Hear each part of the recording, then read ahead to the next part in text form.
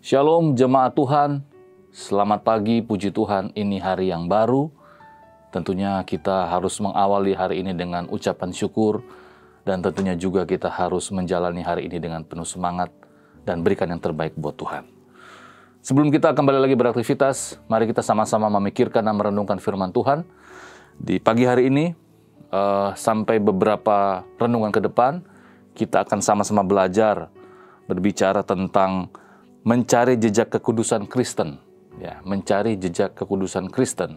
Kita akan mulai dari kitab Perjanjian Lama. Di bagian pertama ini kita akan melihat dari Kejadian pasal yang pertama, pasal yang kedua, dan pasal yang ketiga.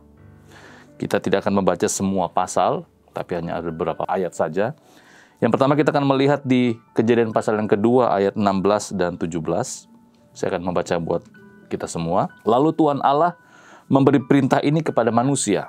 Semua pohon dalam taman ini boleh kau makan buahnya dengan bebas.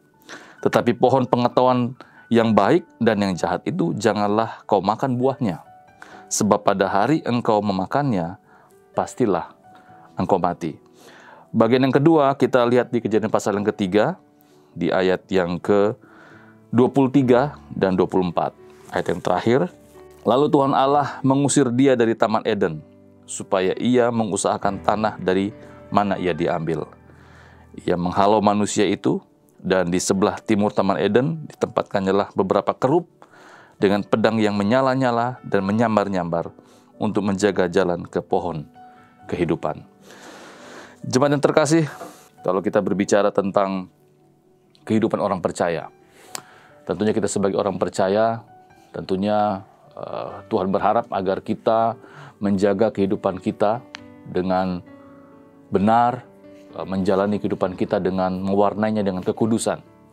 Nah, dalam perenungan kita di pagi hari ini kita akan melihat jejak pertama, berbicara tentang kekudusan Kristen dalam Perjanjian Lama.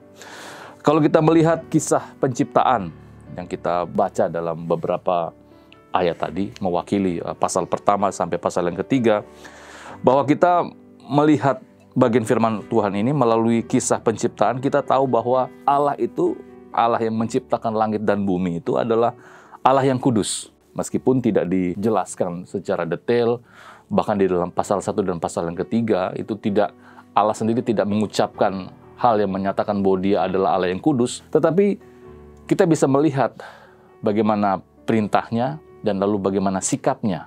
Perintahnya jelas kepada Adam dan Hawa, mereka tidak boleh makan buah yang dilarang tersebut, dan bagaimana sikap Allah saat manusia itu melanggar perintahnya, dia mengusir. Nah, kita dalam bagian firman Tuhan ini kita sama-sama belajar bahwa berbicara tentang dosa adalah hal yang sangat serius dalam kehidupan kita manusia. Saya berharap firman Tuhan di pagi hari ini dapat kembali mengajak kita semua, kembali dapat menyadarkan kita semua. Mari kita menjalani hari-hari kita selalu ingat akan firman Tuhan. Karena dengan kita selalu mengingat firman Tuhan dan belajar untuk mematuhi dan belajar untuk menjalani firman Tuhan, kita diharapkan sebagai orang percaya dapat menjalani hari-hari kita dengan mewarnainya dengan kekudusan. Karena itu adalah hal yang paling Tuhan harapkan di dalam kehidupan kita. Kiranya firman Tuhan di pagi hari ini dapat kembali menolong kita, memotivasi kita, agar kita menjalani hari-hari kita dengan mewarnainya dengan kekudusan. Ingat bahwa Tuhan memberikan kita kehendak bebas di dalam kehidupan ini. Kita bukan robot yang disetting untuk A atau B, tapi kita manusia. Perintahnya sudah jelas, tergantung dari kita. Mau tidak ikut perintah, mau tidak menjalankan perintah, dan mewarnai hari-hari kita dengan hidup yang penuh dengan kekudusan. Mari kita berdoa.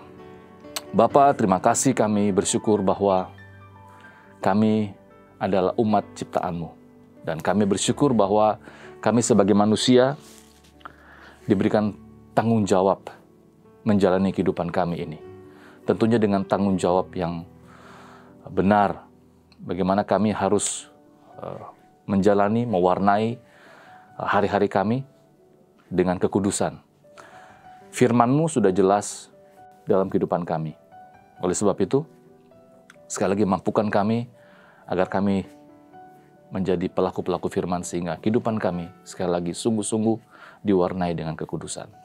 Terima kasih Bapa, ini doa kami, berkati kami di dalam setiap aktivitas kami, sehingga nama Tuhan dipermuliakan. Amin.